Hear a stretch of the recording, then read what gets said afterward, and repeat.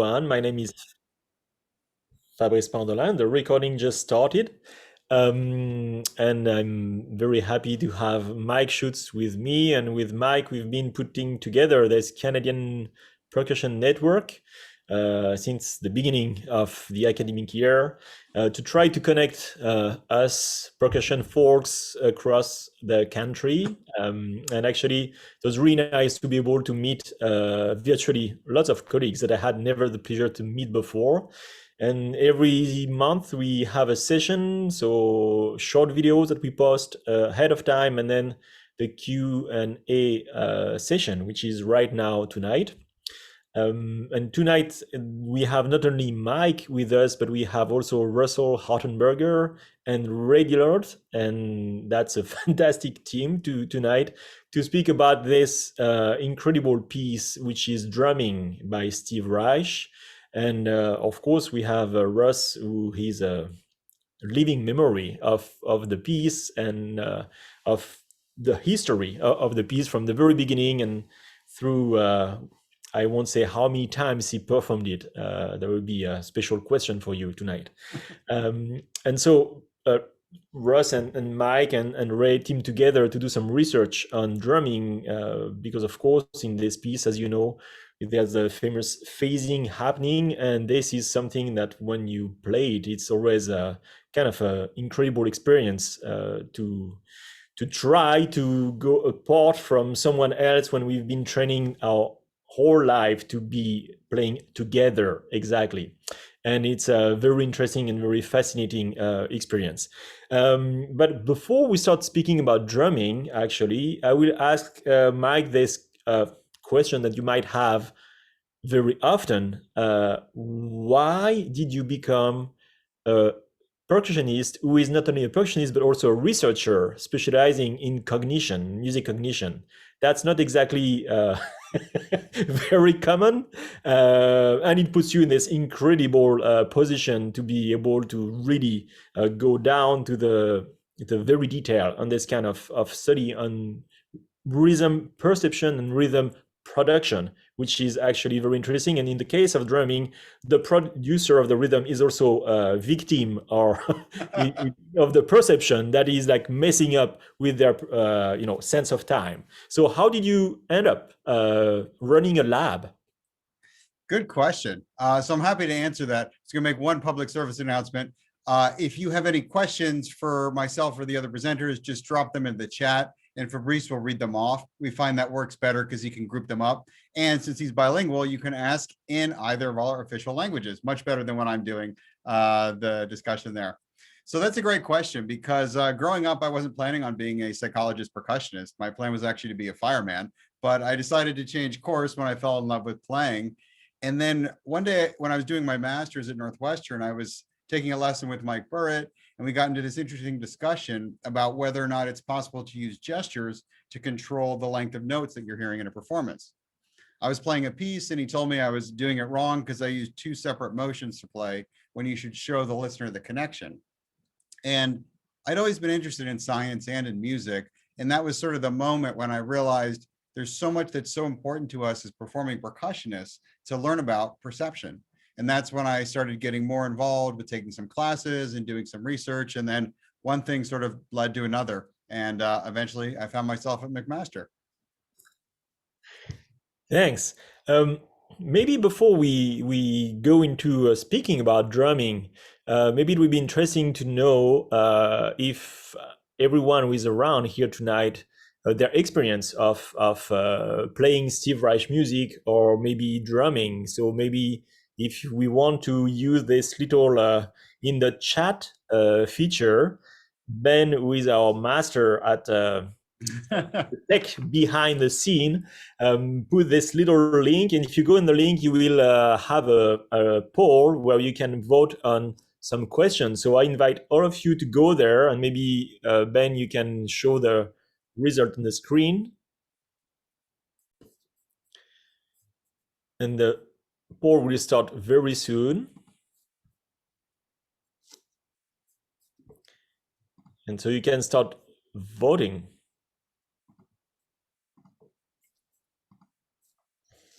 And the results will show in real time with this incredible technology. So we start to have results trickling in.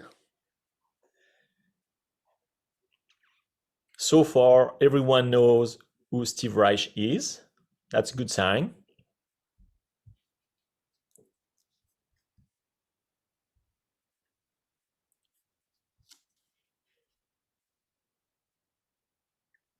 I'm not sure if everyone had a chance to try the link yet, but we have No more one's and graded more on this people. quiz.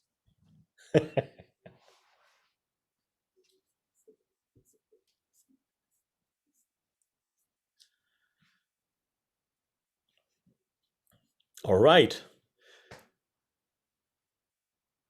So if you have any issue with the link, let us know. I think the results are pretty clear. We have a very cognizant crowd tonight. So check your answers, Mike. All right. All right, so thank you. So maybe what we can start with, Mike, is just get you to walk us through the main results of the research, because you have like many layers that we can go through, and we have Russ and Ray. We can also bring some elements here to different parts of the research. So maybe if you can give us the main result that you found. Sure. Okay, so I know you guys saw some of this in the video. Whoops. So just to pick this apart and jog your memory, what we're looking at is this phase here, transitioning from what's in the score measured, labeled as measure 9 and measure 10. And we have both the steady voice in this study played by Bob Becker and the moving voice that Russ was playing. In here, the moving voice transitions to one beat earlier. So in that measure 10, you can see that the first two eighth notes are actually now come at the end because it's wrapped around. And like I laid out initially, but I know there was some confusion over it, so I thought we'd go through it again. I've got a figure here where on the y-axis, I'm showing where we are in that phasing over something like 50 cycles of the pattern. And then we can graph this out relative to the metrical position, which I have on the bottom of the page here. And so what we would expect to happen based on the instructions in the score, that both the steady voice and the moving voice start together, and then gradually the moving voice moves one beat ahead, so that by the time we get to measure 10 up top, he's a full beat ahead and they're synchronized together, just one beat out of phase. Now, when we set this up, we actually used these two separate drums to capture the timing information independently from each one. And so in comparison to the expectation, we could see that Russ is actually speeding up there, but rather than just steadily getting faster, sort of moving sections where he's actually pulling back a bit. And for the steady voice here that Bob Becker's playing, he's actually tracking to some extent what Russ is doing there. And I think it's a really interesting finding because there's two things here that really jump out at me. The first one is just that the part that's normally thought to move just steadily forward is actually fluctuating back and forth. And the second one is that even when we have two highly trained musicians trying their best to play really independently, they're still having some kind of connection there in synchrony. And so it's also helpful because it answers a question, a very practical question that Russ first brought to the study about what is actually happening when they're doing the phasing and how does it seem to him that he's actually speeding up and slowing down at the same time. So I think we're really fortunate to have him here tonight. So I thought I'd bring him up and allow him to give a little bit of background on how he got interested in that particular topic. Oh, okay. So, well, when I first went to Mike's lab at McMaster, he showed me all the kind of work he was investigating, and I found it very interesting. And he said, well, you know, if you like this, you might be interested in going to a conference that was happening at Ryerson University. I think this was what, 2013? Yeah. 2013. there was an international conference for music perception and cognition. He invited me to come, so I went to it, and so it's 2 or 3 day conference, and I listened to a lot of the different presentations. And one that really fascinated me was by a man named Justin London. Now, some of you may know his book, Hearing in Time, which is really one of the fundamental books on the study of rhythm. But he gave a presentation on some research he had been doing with Rainer Polak on drumming in Mali. And the interesting thing about this, he played a tape or a video recording of some music they recorded. And the interesting thing to me was that there was an accelerando in this music. And I'd studied West African drumming, mostly music from Ghana. And I had never heard or experienced an accelerando in the music. So I found this very fascinating. And not only was it an accelerando, but Justin and Rainer had analyzed this accelerando note by note. They recorded each one of the drummers, each one of the drum parts separately, or it was together, but they had contact mics on the drums so they could analyze the attacks of each drum, and they were actually able to track the accelerando. So when I got back together with Mike, I said, I saw this interesting presentation, and I wonder if we might be able to do something like this in the phasing of drumming. So I could really figure out what was going on, because, Bob and I have been playing it for many, many years. And according to Bob, he actually doesn't stay completely solid in his time, but he fluctuates in order, from a musical standpoint, to provide something for me to phase against. Makes it a little bit more difficult for me to phase so that I can prolong the phase. So I wanted to see if this was actually true. I mean, we both thought it was true, but we didn't have any scientific proof that it was true. So I talked to Mike about it, and so he said, why don't you come to this live lab, which was just finished being, in fact, it wasn't totally being finished. And I think we were one of the first things that was done in that research location. So he invited Bob and me to come and record it. And I thought it was going to be very simple. I thought we'd play it, and this just magically would appear on a computer screen what was actually happening. But little did I know, it was much more complicated than that. And Mike can tell you exactly what they had to go through. But it took several people working on it over a long period of time to actually come up with that simple graph that Mike just showed you.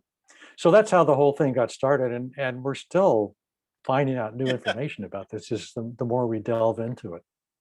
Yeah, and I remember we sat down at PASIC, maybe it was in 2013 or 14, in the lobby in Indianapolis when we used to go places. That was great. And we sort of sketched out the idea. You described what you wanted to do, and I was thinking, I can definitely do the analysis, but I don't really know how to get the recording information we need from the drums. We need some specialized triggers. Like, do you know anyone that might have the background to do that? And then Russ suggested this guy that you might have heard of named Ray Dillard. And I sort of laughed for a while because I decided, yes, that would be a very good suggestion on how to do this. So he built some really interesting triggers for this, and he's here tonight. So I thought maybe he could just share a bit about what he did. And I think he's got some gear to show off too. Right. You said you had some of those images queued. Yeah. So why don't you start by showing one of the one inverted bongo with the installed trigger, and I'll start from there. Sure. Is that the one you're talking about? Great. Yeah. So down in the bottom left corner, you'll see a small disc. And what that is mounted against is the actual underside of the playing head of a bongo. And it's mounted with double stick tape right against what we call the bearing edge, right at the cut point of the bearing edge. So now if you'll switch back to the camera, to me, let me talk about that a little bit. So what we were doing right from the beginning is we were trying to take this little disc, which has metal on one side and foam on the other, and attach it to the head of the bongo underneath the playing position so that it would absolutely instantaneously vibrate the minute the drum was struck. That's part one. Part two is how do you do that in such a way that it won't become damaged if it were to get struck. So I used a specialized kind of double stick tape, very thick double stick tape, of which I pulled a little piece loose here. So it looks like this, and it has a second set of film over it that you remove to make the other adhesive side become capable of being used.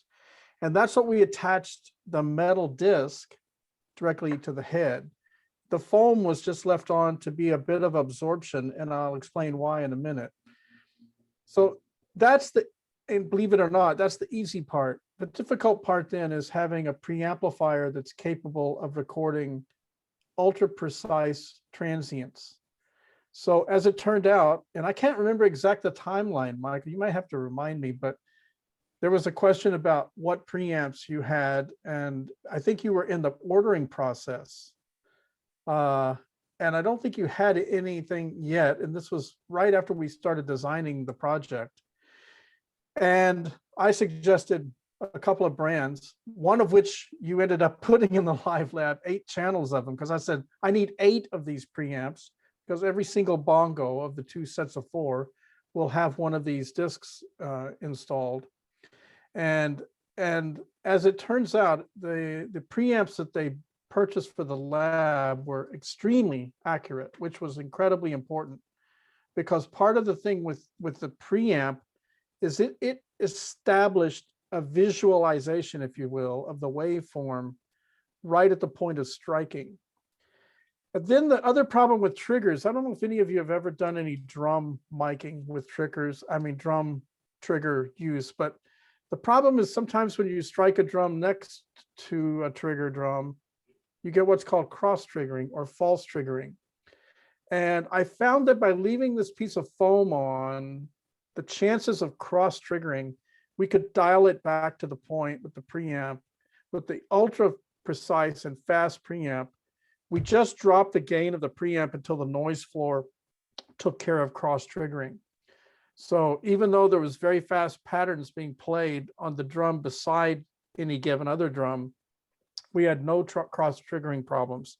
I'd done a ton of testing before we even got to the lab, so I knew this foam was going to solve this piece of foam that's very, if I can get the camera to focus on that, that's on one side of the disc. These discs were actually custom made for me by the Schutz company, which is here in our general area, which makes pickups for guitars and banjos and ukuleles and all kinds of stuff. That's their business. They make pickups. And I came up with a design that they realized for me. It's kind of stripped down and primitive. It's just got a little 1/4-inch connecting point here, a very short cable, and then the actual piezo element that I tested. I got 7 or 8 different piezo elements from them and tested them and found the one which was the absolute fastest. This happens to be made of brass and it's extremely thin, so it's extremely sensitive. And then I used tie wraps to attach this permanently to the, semi-permanently to the bongo. We plugged 1/4-inch cables in, and that was the process. And then the trigger information supplied incredibly poignant looking waveforms. It's too bad I don't have a screenshot of any of those waveforms, Michael, but when we did the first test record and I went in and looked at I believe it was Pro Tools front end that we were recording with, the trigger was so immediate, that the spike was so linear, and then the trail off was so quick that we had very, very precise timing information.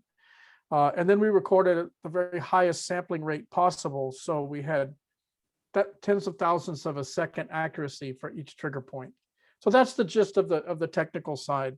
So it was a combination of Schutz Designs doing some nice work with me, and all of this to, for me to purchase a dozen triggers. It wasn't like it was going to be a big money maker for them. But they were super nice and really into the project. I explained what we were doing. And then the lab had the right gear to realize this, because it all comes down to timing.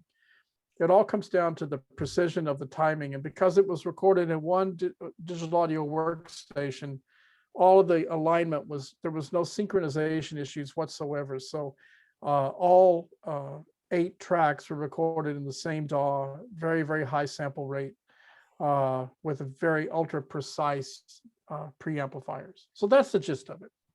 Thank you. And I will just go for the next question then, because once you know how to get the data, of course, the next thing is to analyze the data. And I was wondering, Mike, what was the degree of, because we see that it's varying a little bit from one cycle to the next, right?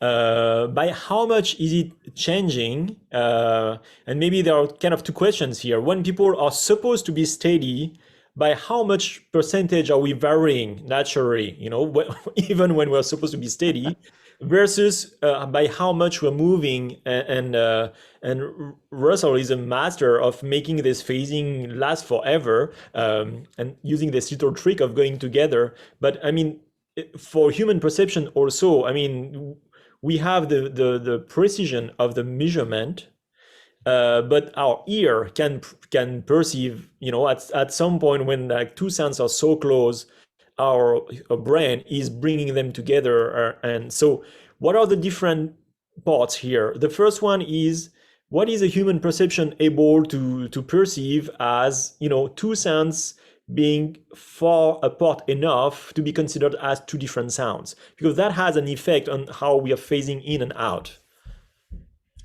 Yeah, that's a really good question. I can answer part of it, so we'll go with that part.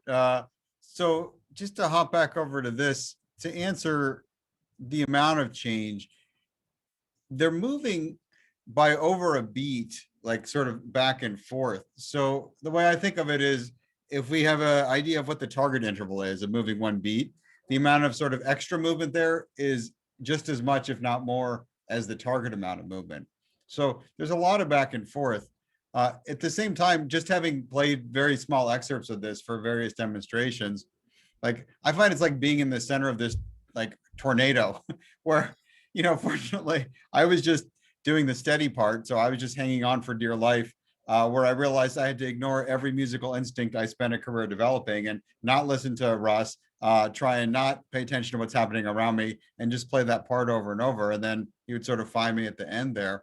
So I know Russ mentioned that as he got more familiar with the piece, he was able to sort of relax and enjoy that bit more and hear it. So there's a bunch of back and forth, but it doesn't necessarily sound to me when I listen to it like the two parts are moving back and forth. I think it's very hard to track. And do you know how, to be able to perceive two beats apart, or two sounds apart, what is the human threshold, the perception, by memory? Question. It depends in part on like how quick the sound itself is. And I'm just guessing here, you could, to hear them separately, you'd probably need like a 30 millisecond separation, but to hear that they're not aligned, probably 5 or 10 milliseconds. And I'm just guessing. I don't know. Ray, I don't know if you have any. I can chime in on that a little bit. I do so much digital editing over the lifetime of making records, especially percussion records.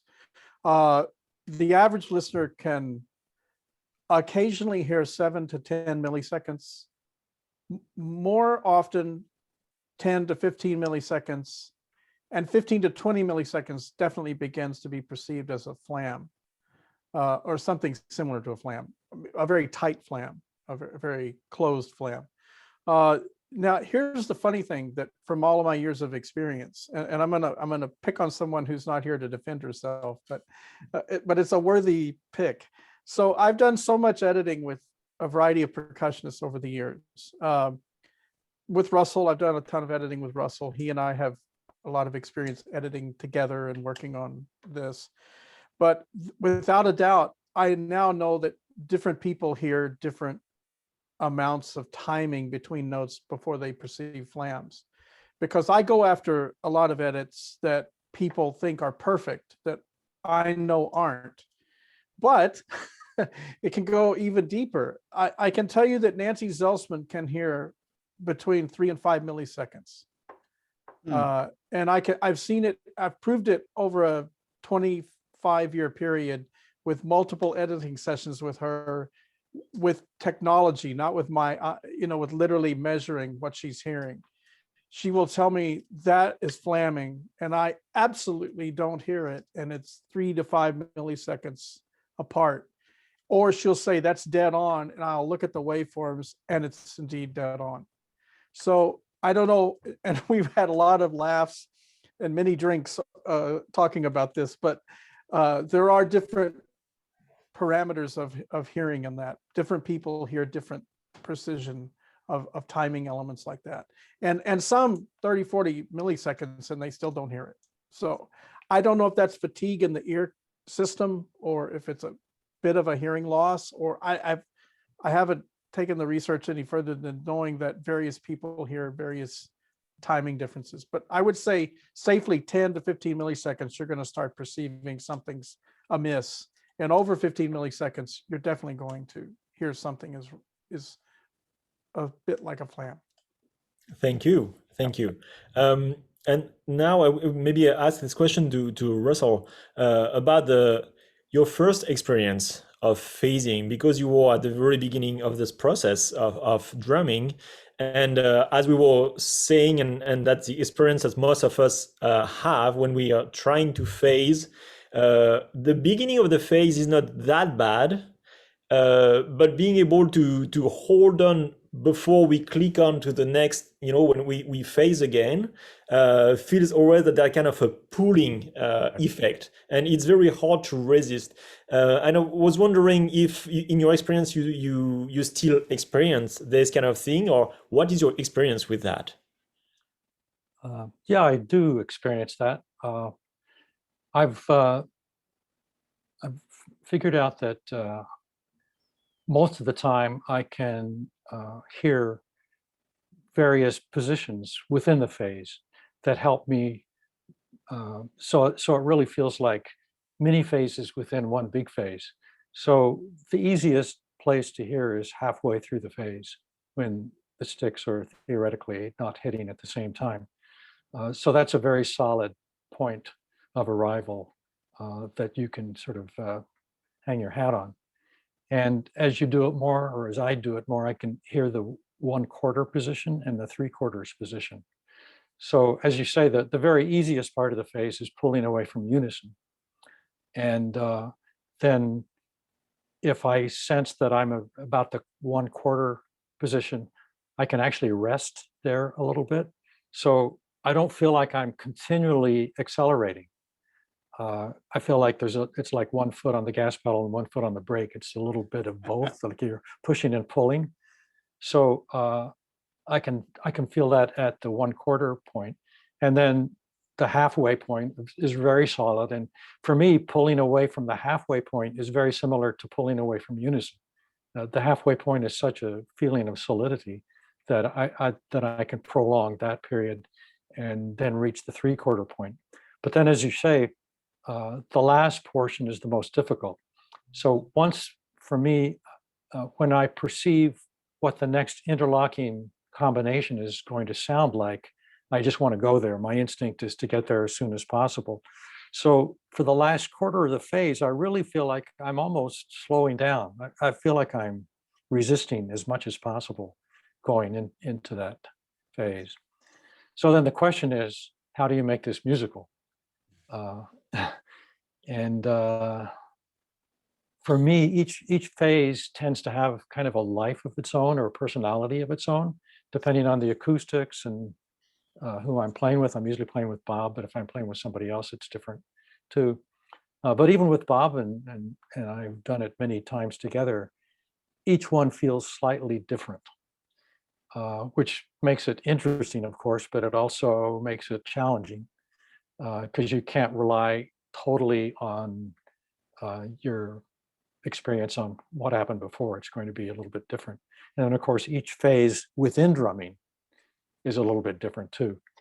The phase that we analyzed was the very first phase in the bongos. It's the clearest, easiest one to, I guess. Well, we actually recorded the 4 one-on-one phases in the bongo section, but we've spent so much time analyzing just that first one, we haven't really gotten around to the other ones yet. Thank you. Yeah. No, sorry. Yeah, no, I want to remind everyone that please don't hesitate to put your question in the chat, and so that I can ask them to our colleagues here. And I would just go. I just found out some research by Caroline Palmer, who is a specialist of music cognition and has been working a lot on the phenomenon of entrainment between musicians, how musicians are actually syncing together, and how choirs actually are syncing by moving, etc., etc. She worked on pianists, and one of her very recent research that she published, she found out that it's easier for people to sync back together when they're slowing down than when they're speeding up. So maybe that's also one of the reasons why it's so hard for us to not get together when we're getting closer to the end, as it might be perceived as slowing down.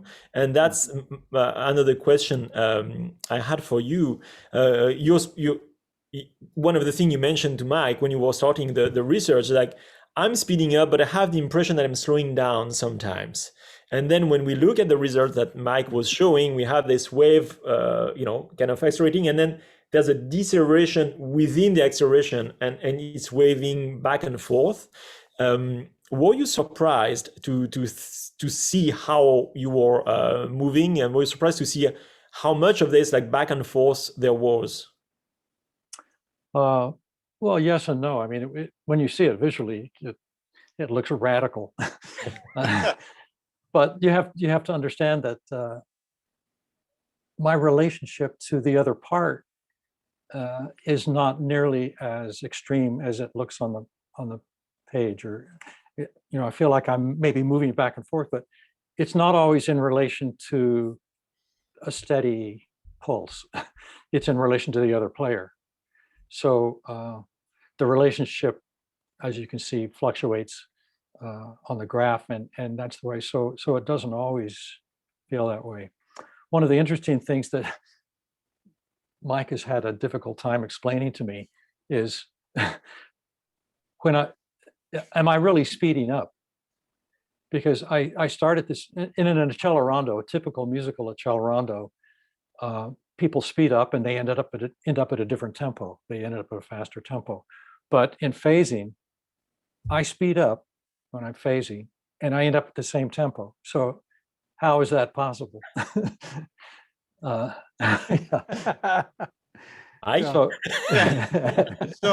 it's a tricky question, because it feels you were at the same tempo at the beginning and the same tempo at the end. So if you think about it like 2 cars going around on parallel tracks like this, or it could even be going around, I guess, 1 track together, and the one car, say they're going 100 kilometers an hour, and then one clicks it up to 101. Okay, so now I can't move my hands that way, but over time, the one's going to get a little bit ahead, and eventually, after enough laps, they'll be back at the same. So for that whole time, the first car was going at 101 instead of 100. When he hits the end bit, then he's going to take the pedal off the gas, and now they're both going at 100. So again, it sort of comes down to how you're looking at it. If you're slicing off the first speed and the last speed, then it's 100 kilometers an hour the both times. But if you're saying over an hour, the second car did 500 laps and the first car did 501 because they did more to get back, and then you divide it out over the time, then you get a slightly higher average speed. So that's sort of the conundrum. And maybe it's a little bit like when you hear that the average Canadian family has 2.4 children, but you've never seen a family with 0.4 children. So it's like, on average, the one's faster, even though at the beginning and the end, it's the same. Mike, could I ask a question for clarification of this kind of subtopic here? If you think about the tempo that this was recorded at, and the fact that we're talking about shifting by 1 beat eventually throughout an entire phase, The length of one beat at this tempo is approximately what? Good question. Depends in part on what you're thinking of as the metrical The structure. eighth notes apart. What will inevitably be the length of a phase, which is So a 1/8 note apart. they're shifting over, like the part we did for about a beat, like a quarter note. So I tend to think of it, that was about 215 milliseconds or 220. That's what I figured. I figured it was sub 1/4 second, give or take. Yeah. So you have to imagine that very complex looking, wavy, outrageous looking graph that we were looking at. We're talking about a variant in there of a quarter of a second.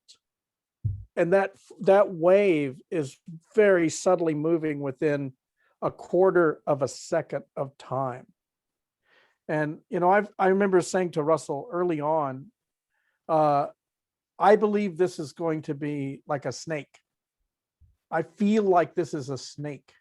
I feel like there's both parts are doing almost exactly the same thing. And then at some point, one part goes one way and the other part goes the other, and it resolves. And I didn't quite think it would look like this, but this was not surprising to me that it looked kind of like this, because that's the way I perceive it. Because the tension, you can see the tension. You can literally see the tension in that graph. You can see how the pull apart gets broader and broader and broader. That's tension. That's the quarter point that Russell's talking about. And the halfway point, you can see that secondary halfway point about 2/3 of the way up the wave. Then you can see the 3/4 point, and you can see that that's the greatest amount of tension. And then you see the resolution at the phase. I wasn't surprised that it looked like this, to be honest. So you can see that increase of tension, and look how even, if you only look at the gap, look how even the increase of tension is over the course of the whole phase. To me, that's the fascinating part. That's the part that makes it feel so good as a listener and as a player when it's working, and so bad as a player when it's not. The interesting thing about that is, so I thought if we would just subtract out, you know, that growth and then sort of equalize it, it'd be nice and smooth because it's moving smoothly apart. And I've got some plots I can show you. It's not. And part of the challenge with trying to figure out what's going on is that there's all these notes in between the beat. Like I was just showing the one note, and the notes start to like stick almost on one another because it feels right, you know, to line certain things up. And so it's gradually moving, but it gets perturbed, I suspect, by all these like sub beats. And so you can look at it that way. And I made this visualizer where you can actually sort of watch it unfold. And that's been helpful in trying to figure out where things are getting stuck. Because it's a very complicated thing. And I've talked to a bunch of mathematicians, and no one has so far come up with the killer way of doing all the analyses. It seems like maybe it's just from a musical standpoint, it's more interesting that it's not perfect, that it's not like the first graph. That would maybe seem mechanical, and the discrepancies make it a little bit more interesting musically. It's like that Charles Kyle book, they talk about participatory discrepancies being desirable. That totally resonates with me. And I answered a question, I think, at the workshop that we did on campus in March to that effect. And then Bob Becker pointed out, but we just started off the whole thing playing the recording of Come Out, where, you know, it is totally mechanical because it's a tape piece. And normally I think of, like a MIDI version of a piano sonata sounds terrible. And that there is fairly mechanical, but it sort of works with speech sounds. So it's an interesting conundrum that's made me think a lot more about what is best in terms of musical performance. Yeah, well, the speech sounds make it interesting because they're different attack issues, and also the fact that he didn't just increase the speed, but he manipulated the tapes, and he had different layers, and he did editing. So it's not just a very mechanical use of one voice getting totally faster. He actually composed the piece by manipulating the tape loops. And speaking about other pieces by Steve Reich, Um, you mentioned, Russell, I think that when you play clapping music, and and you were with Steve Reich when you tried the first version of clapping music, where the idea was also to use phasing to go from one state to the next, and I believe that you mentioned it was not working. That's right. And can you explain why it's not working with clapping music and it's working with drumming with bongos? Is it a question of pitch maybe, or I don't know. What's your take on it? Well, you're right. Steve wrote the piece originally as a phase piece. In fact, it was, well, after clapping music, there was no more phasing. And it's because we couldn't do it. So here are these two guys that had been doing phasing for a long time in drumming.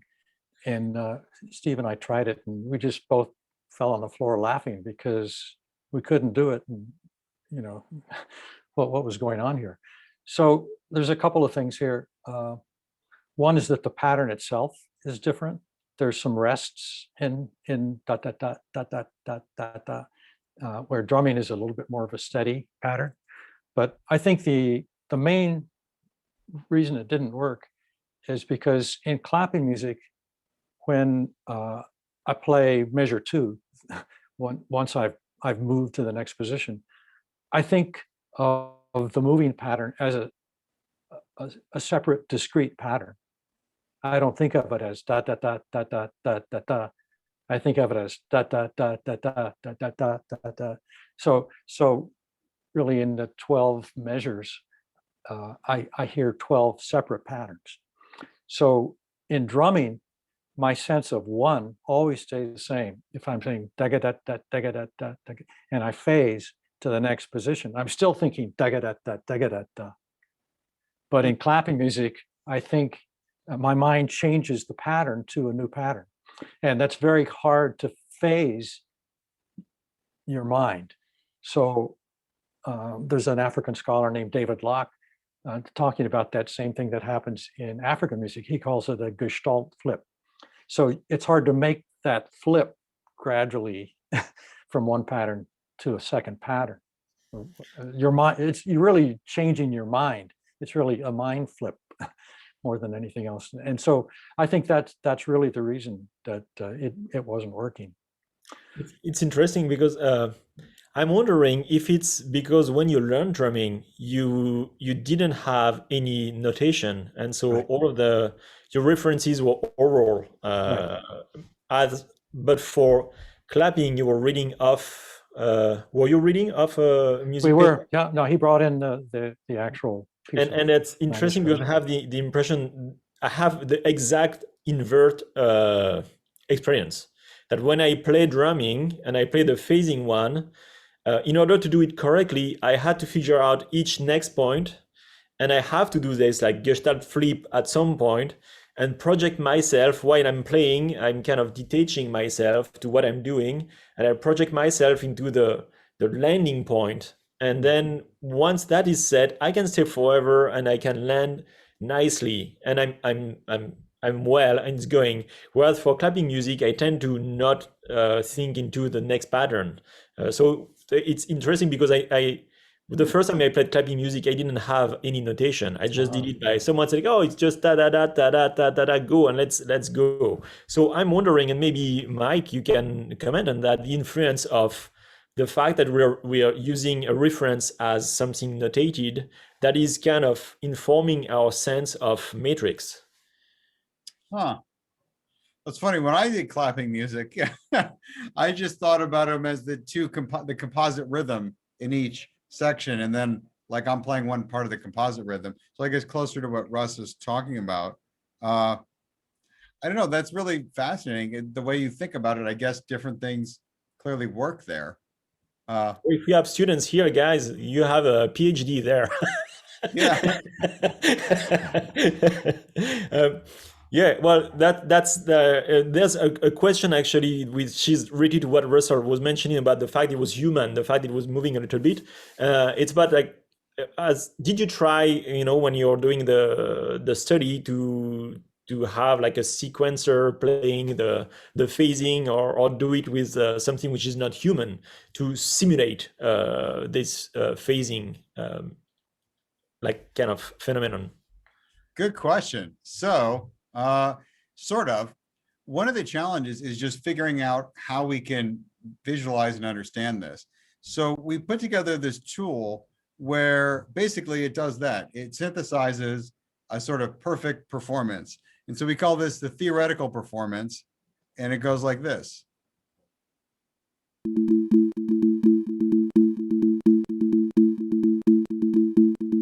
the tones are synthesized here. It's actually a tool that's on the website, and it will kick up the tempo.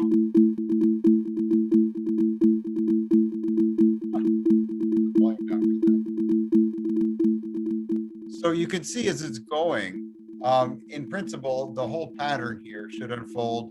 In the right, we've got these lines similar to what I was showing before, where the steady part continues on. And you can hear what the moving part separates out and aligns again.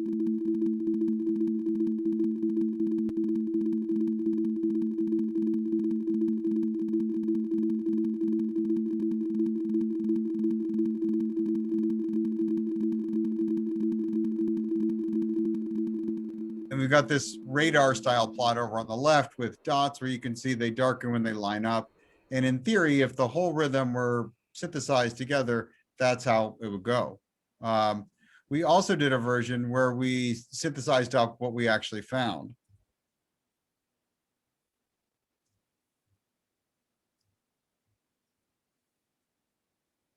Oh, okay. We don't have the sound in this one here, but you can see now we have all the different parts or all the different rhythms working together.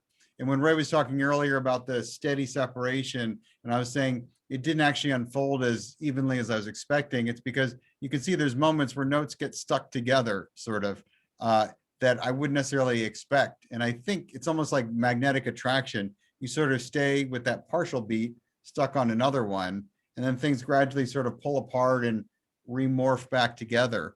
So the whole rhythm is ebbing and flowing back and forth, and eventually they get to one full beat apart, but it becomes messy trying to figure out what exactly should be compared with what, because sometimes it's the first note that's sticking to the second note or the first to the third.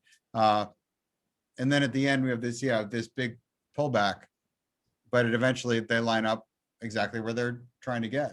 So you can't actually go online and hear what it would sound like with a perfect version versus what we found in there. And that's actually been a helpful way for us just figuring out what's happening in this crazy data set. And so would you say that based on what you were just showing us and those moments where it seems to stick together, the two players, when you have things aligning a bit more, that depending on the moment of the phase, the steady part it's easier to be steady, or there's more of a regularity in some configuration than others? Did you find that? Yeah, that's a good question. The crazy thing is all this and these years of analysis have been based on this like one very small excerpt of this. So I don't know, Russ, are there certain points of the whole phasing process that the rhythms that you end up with feel more organic than others? Like certain set points where you're both aligned by or off by 1 beat, 2 beats, 3 beats? Yeah, and we think of when I teach drumming, when I learn drumming, and the way I teach it is, you think of 1 and 2, 3, 4, and 5, 6. So 1, 2, 3, 4, 5, 6. So if you phase once, you're on beat 6. Your 6 is 1, and if you phase twice, you're on 5. So 5 and 3 are the most solid feeling portions. So if you think about the last section of drumming, when there's this kind of group phase, really the endpoints of the phases are at 1, 5, and 3. That's where everybody ends up, because that's the most solid feeling, and it gives sort of that sense of the whole. So the place we're phasing to in the phase we analyze is actually 6. It's not necessarily the most solid sounding point. And you think about the phase in the second half of drumming with soft sticks, each person phases twice to get to 5 and 3. Okay. Another interesting thing about drumming. There are different kinds of phases, of course. We're analyzing one-on-one, but there's one against two people, and there's three people phasing, this kind of big phase, everybody getting back into unison. And then there's phases on the glockenspiels and marimbas. And some of the phases we actually phase by slowing down. And the reason we do that is when there's a unison phase, for example, in the bongos or in the glockenspiels, there's a unison phase too. We try to time it so the phase happens more or less in the same amount of time. From a musical standpoint, that makes the most sense. So in some cases, it makes more sense for somebody who is farther apart to slow down. They get there about the same time that somebody that's closer to the one that you're trying to get to, just to make it sound musical. So that's a different feeling altogether, slowing down. Interesting. When you've been playing this piece like hundreds of times, probably in concerts, and maybe more thousands in rehearsal. And you say how you're comfortable. You can know you're at the quarter, half, three-quarter of the phasing situation. How long did it take you to get to this point where you don't have to rely on just the physicality of the gesture, but you can actually relax and enjoy what you're doing while you're doing it? I'm not sure I still don't relax totally. That's reassuring. There's always, as I said, each phase is slightly different and the circumstances are different. The way you feel is different. So there's always a certain amount of tension, but that's good. I mean, there needs to be tension in music. But one thing I can say about tension is that something that Bob and I discovered. Well, one of the things about phasing is it's such an interesting process that, having done it for 50 years, I still find it intriguing, and I still find new things about it. So, and in fact, Mike told me before we did this experiment, he said, with a lot of scientific experiments, you end up finding information that you never even thought you were looking for. So after Bob and I had done this phasing project at Live Lab, we were talking about it, and we were playing on our own sets of bongos so that Ray could get perfect analysis from each drum rather than playing on the same drums as we would in concert. So we found out two things. One is that the sound was tremendously better with our own sets of bongos. We could play naturally. You don't have to worry about hitting other people's sticks, and you can just play your normal stroke. So the sound was much fuller. And the other thing is, I said to Bob, I'm so focused on this one phase for this experiment that I realized that before I phase, there's a change of tension in my head changes my thought process, and then the tension in my hands changes. And before I even start to phase, I think about the phase, and there's a shift in tension in my hands before I even start moving ahead. And Bob said, well, that's really interesting, because I can sense the change of tension in your hand, even though you're not playing any differently. And I change the tension in my hands to prepare for the fact that you're going to phase. So that's something we, over 50 years, we'd never talked about, but both had experience, but hadn't really thought about to that degree until this process happened, this project happened. Fabrice, one of the things that discussion just brought to light that I've often thought about myself is I have a very fortunate relationship with Nexus that spans a lot of years, and many recording projects and tours and performances, and I've had a great amount of experience with the band. And one of the things that Russell is alluding to is a part of this discussion that has nothing to do with the scientific mechanics of Michael's expertise, and that is that there's two very unique, very dedicated, very careful thinking humans we're discussing about. We're discussing Bob Becker and Russell Hartenberger's experience with this very actually small thing, this one small thing. But the history of those two as musical playing partners has informed a lot of things, and this is one of them. And what Russell just described is the kind of extra scientific aspect of this phasing issue, that we can't discuss this with, I don't know, any other pair of musicians in relation to drumming that we could have this discussion about. No matter how much scientific data we gathered, there's still this element that was being alluded to by Russell's comments that I'm trying to kind of highlight, that's really in some ways at the very core of the data set. It couldn't have existed without all of that experience and exposure to each other's playing on so many different fronts has informed so much of this. Not just the first period of time when Russell was learning and developing a piece with Steve Reich in his apartment in New York, but all of the years after that and all of the experiences of playing. It's part of, I'm sorry. Oh, it's part of the formula. That's all I was going to say.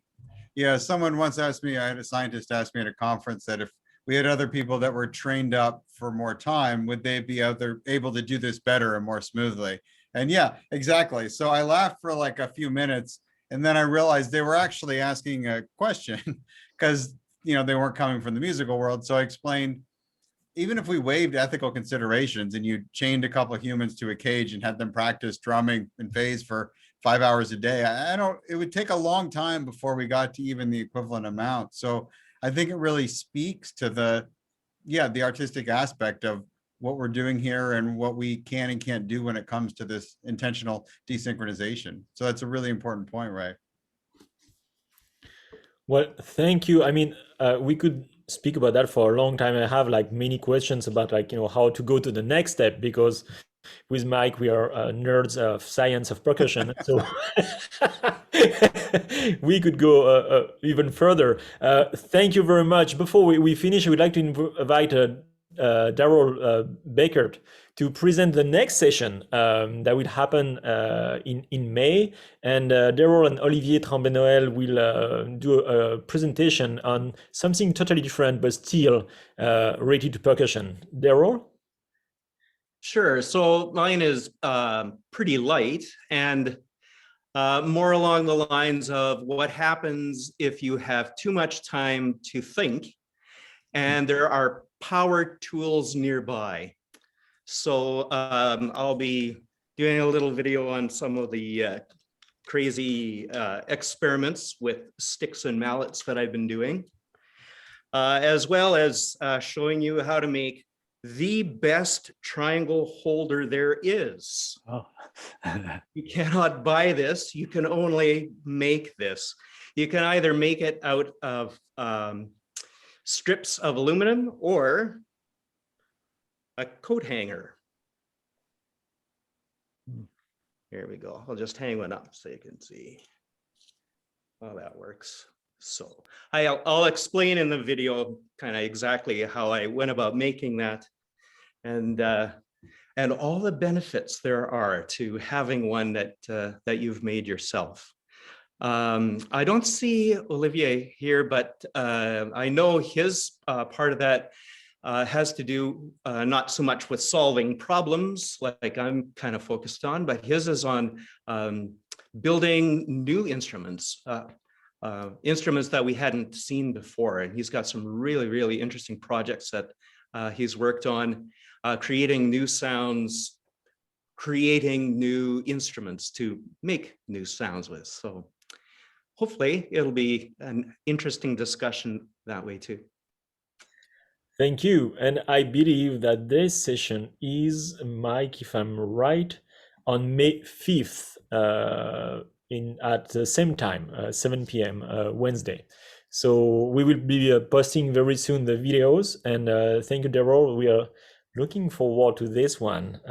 How to make a clip with my going into my keyboard, and that's a good one. Thank you. Mike, do you want to say a last word before we leave? I think Ben has been posting in the chat a series of links related to the research that Russell, Ray, and Mike were presenting tonight. And maybe you want to give the final word. Yeah, well, first I want to thank Russ and Ray for zooming in. I think it had such a fascinating aspect to the project. And so I'm really glad we were able to do this again. We had a great time at PASIC doing that in 2019. So one of the resources that's in that document, Ben dropped into the chat, is an amazing workshop performance where we had Nexus on campus on March the 6th, where I talked in some more detail about some of these aspects of the analysis. And we got them to play many different sections of drumming. And I believe Russ also played clapping music and did some other demonstrations.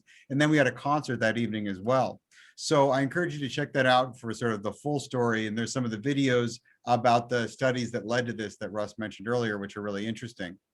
The other link we included in that goodie bag at the end is this website of Drumming at 50 that Ayun has been working so hard to put together along with Ray and Russ. And it's just an unbelievable amount of resources on this piece with interviews and research papers and a lot of great things. And then we've also got a link to the lab website where I've got that visualizer tool with the synthesized and observed versions of the performance in case you want to play around with that and do some analyses on your own. So that's all we've got for you tonight. Thanks so much for tuning in. I'll leave it to you, Fabrice, to wrap up. Thank you, merci beaucoup. On n'avait pas beaucoup de francophones ce soir. And I think Olivier is a very young father, and maybe he was on baby duty tonight. So because he was supposed to come, and I think the baby is very small and very cute. But he will be here with us next month. Thanks again, Russ. Thanks, Ray. Thanks, Mike. Very, very fascinating. Thanks. My pleasure. It's been fun. Bye-bye. Bye-bye. Bye, everybody.